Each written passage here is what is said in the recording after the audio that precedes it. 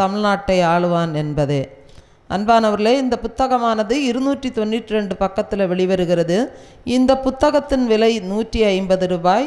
இந்த புத்தகம் உங்களுக்கு தேவைப்படுமாயின் 9442131629 என்ற நம்பருக்கு உங்கள் முகவரியை தெளிவாக பதிவிடவும் இந்த புத்தகம் உங்களுக்கு அனுப்பி வைக்கப்படும். இந்த புத்தகத்தின் தபால் செலவு 25 ரூபாய். இந்த புத்தக ஊழியத்தை நீங்களும் தாங்க விரும்பினால் உங்களால் என்ற நன்கொடைகளை காணிக்கைகளாக கொடுத்து தாங்கலாம். 5 புத்தகம், 10 புத்தகம், 50 புத்தகம், 100 புத்தகம், 500 புத்தகம், 1000 புத்தகம், இப்படி உங்கள் திராணிக்கு ஏற்றபடி இந்த புத்தக ஊழியத்தை நீங்களும் தாங்கலாம். ஜீவ ஒளி தொலைக்காட்சியை நீங்கள் 24 மணி நேரமும் கேபிள் டிவிகளில் நீங்கள் காணலாம். அரசு cable 598, TCCL 740, VK digital 720, SCV 179, CTN 813, Aristo 625, GTPL 134, AMN 192, Akshaya 675, Jack 274 போன்ற கேபிள் டிவிகளில் நீங்கள் 24 மணி நேரமும் ஜீவ ஒளி தொலைக்காட்சியை பார்க்கலாம். அல்லாமலும் ஸ்மார்ட் டிவி ஆப்புகளிலும் நீங்கள் ஜீவ ஒளி தொலைக்காட்சியை பார்க்கலாம்.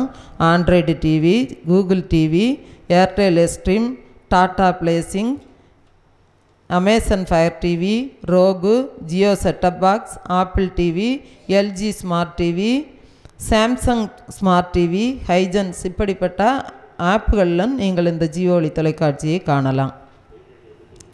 ஒரு பாடலை நாம் கரங்களை தட்டி உற்சாகமாக பாடலாம். தேவனுக்கே மகிமை, தெய்வத்திற்கே மகிமை, தேடி வந்து மீட்டவரே தினமும் மக்கே மகிமை. அந்த பாடலை நாம் கரங்களை தட்டி உற்சாகமாக பாடலாம்.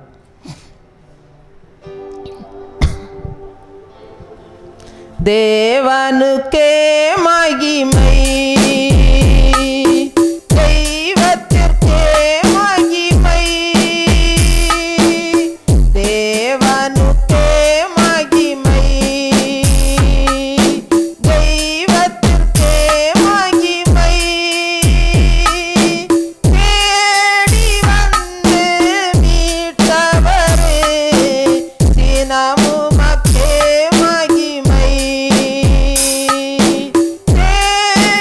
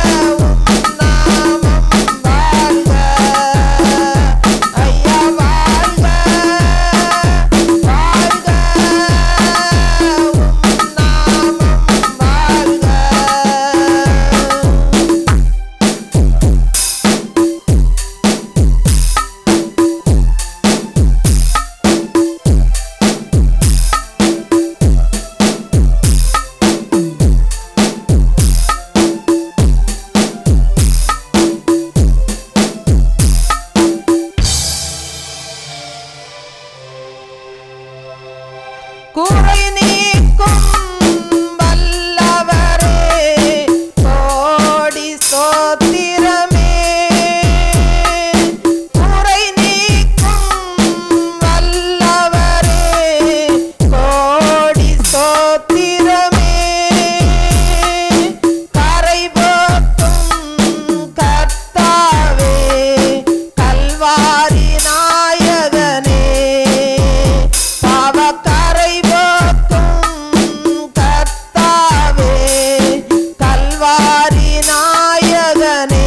ஐயா வாழ்க வாழ்க உம் நாமம் வாழ்க. ஐயா வாழ்க வாழ்க உம் நாமம் வாழ்க.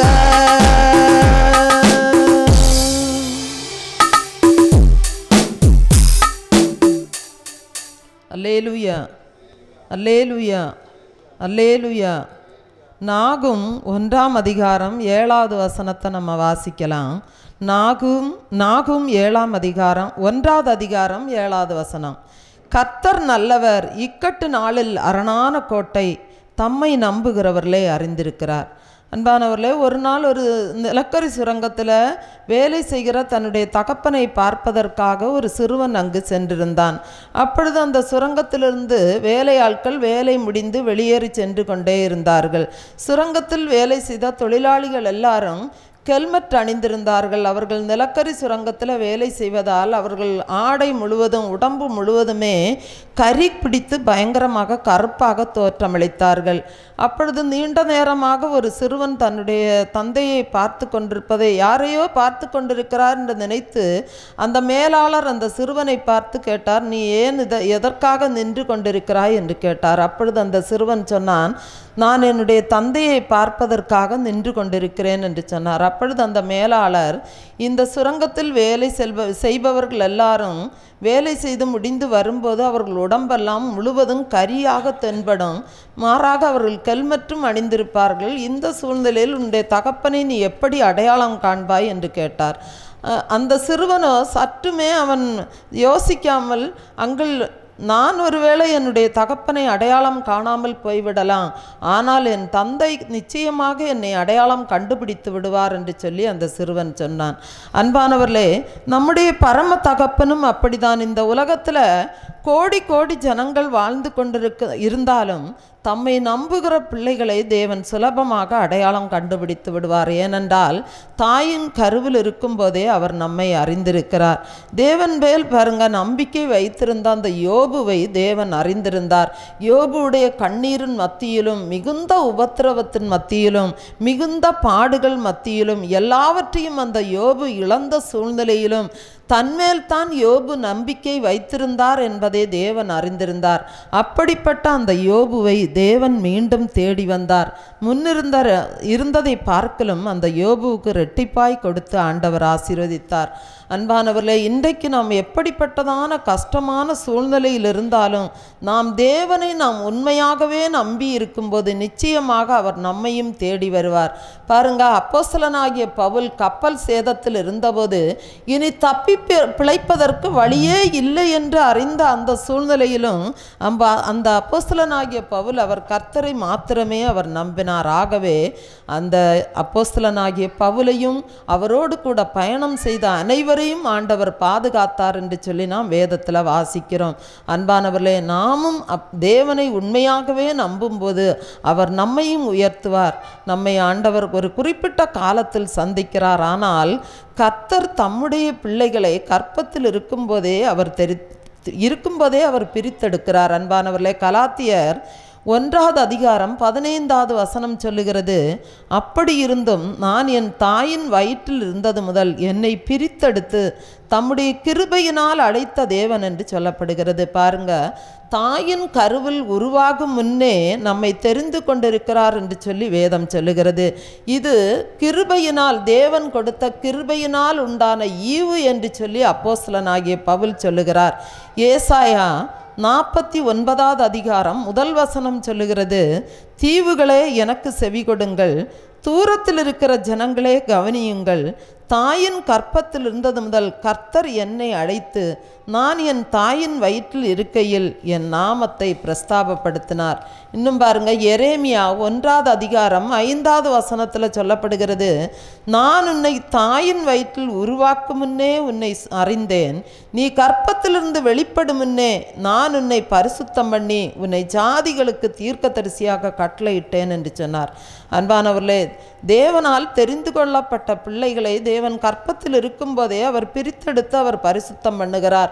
ஒரு நோக்கத்தோடு இந்த உலகத்தில் அவர்களை பிறப்பிக்க செய்கிறார். பாருங்க, தேவ அன்பு எவ்வளவு ஆழமானது என்பதை அதை யோசித்து பார்க்கும்போது ஆச்சரியமாக இருக்கிறது. அப்படி நம்மை தெரிந்தெடுத்து வழிநடத்துகிற தேவன் நம்முடைய எல்லா காரியங்களையும் அவர் அறிந்திருக்கிறார். நம்முடைய வாழ்க்கையில் சிறிய காரியமானாலும் சரி, அது பெரிய காரியமானாலும் சரி, நம்முடைய வாழ்க்கையில் தேவன் எல்லாவற்றையும் அவர் ஆச்சரியமாக நடத்துவார். வேதத்தில் 1 நாளாகமம் 4வது அதிகாரம் 10வது வசனத்தில் யாபேஸ் இஸ்ரவேலின் தேவனை நோக்கி, தேவரீர் என்னை ஆசீர்வதித்து என் எல்லையை பெரிதாக்கி உமது கரம் என்னோடிருந்து தீங்கு என்னை துக்கப்படுத்தாதபடிக்கு அதற்கு என்னை விலக்கி காத்தருளும் என்று வேண்டிக் கொண்டான். அவன் வேண்டிக் கொண்டதே தேவன் அருளினார். அன்பானவர்களே, வலதுபுறத்திலும் இடதுபுறத்திலும் இடங்கொண்டு பெருகுவாய் என்று வாக்குரைத்த அந்த தேவனை நம்புகிற நம்மையும் அவர் அவ்வாறே ஆசீர்வதிக்க அவர் வல்லவராக இருக்கிறார். பாருங்க, குழந்தையே இல்லாத ஆபிரகாமுக்கு தேவன் தரிசனமாகி சொல்லுகிறார், உன்னுடைய சந்ததியை நான் பூமியின் தூளை போல ஆசீர்வதிப்பேன் என்று சொன்னார். அப்படி வாக்குரைத்த தேவன் அவருடைய 100வது வயதில் அதை நிறைவேற்றுகிறதை பார்க்கிறோம்.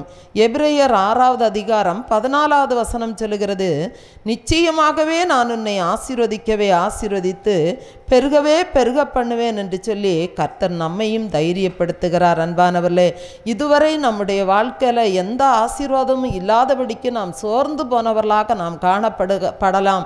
ஆனால் இன்று நாம் விசுவாசத்தில் பெருக வேண்டும். நாம் விசுவாசத்தில் நாம் பெருகும்போது அதே தேவன் நிச்சயமாக அவர் நம்மையும் பெருகச் செய்வார் என்பதில் எந்த சந்தேகமும் இல்லை. ஒரு வாடிப்போன செடிக்கு வானத்தின் மழைத்துளியானது எத்தனை பெரிய ஒரு உயிர்ப்பை கொடுக்கிறது. அதன் வேர்கள் தண்ணீரை தேடி எடுத்து உறிஞ்சி அந்த செடியானது புத்துணர்ச்சி பெறுகிறது. அது முடிந்து போன நிலை மாறி புதிய செழிப்பையும் புதிய ஆரம்பத்தையும் அதனுடைய வாழ்க்கையில் உண்டாகிறது. பாருங்க, பல வாழ்க்கையில் நம்முடைய வாழ்க்கையிலும் வறண்டு போன சூழ்நிலையில் நம்முடைய வாழ்க்கையில் பரத்திலிருந்து வருகிற தேவனுடைய வார்த்தையானது மழைத்துளி போல நம்முடைய வாழ்க்கையில் இறங்கி வரும்போது நம்முடைய காரியங்கள் எல்லாம் உயிர்ப்பிக்கப்படும். அந்த வார்த்தையின் வல்லமையானது நமக்குள்ளே செயல்பட்டு புதிய நம்பிக்கையும் செழிப்பையும் புதிய ஆரம்பத்தையும் நம்முடைய வாழ்க்கையில் அது உண்டு பண்ணும். அன்பானவர்களே, சங்கீதம் 107:35வது வசனம் சொல்லுகிறது, அவர் அவாந்திர வெளியை தண்ணீர் தடாகமாகவும் வறண்ட நிலத்தை நீரூற்றுகளாகவும் மாற்றுகிறவர். அவருடைய வாக்கு நம்மை உயிர்ப்பிக்கும். பாருங்க, பெரும்பாடுள்ள ஸ்திரீ தெய்வீக சுகத்தை அவள் பெற்றுக்கொள்வதற்கு காரணம் அவளுடைய உதடுகளில் இருந்த ஒரு விசுவாச அறிக்கை தான் ஆகும். அன்பானவர்களே, அவள் அதைரியம் வந்து விடாதபடிக்கு